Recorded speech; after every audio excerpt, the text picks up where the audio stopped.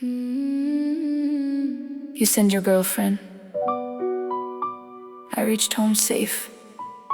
She replies, "Good night, baby. Feels private, right?" Now imagine somebody else reading the whole conversation live. Not by stealing your phone, just by sitting between both of you.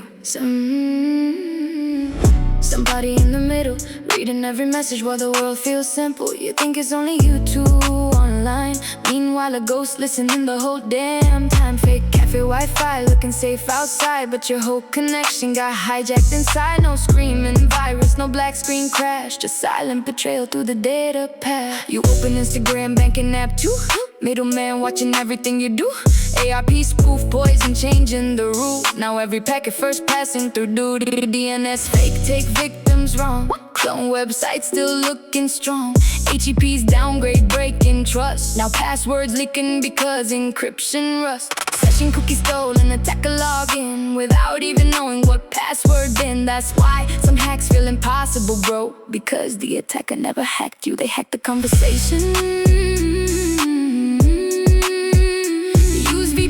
When the Wi-Fi free, that free internet ain't always free. Check, check, check before login starts. One tiny warning can save your cards. MITM is scary for one reason. It feels normal. And the most dangerous attacks in 2026 don't look dangerous at all.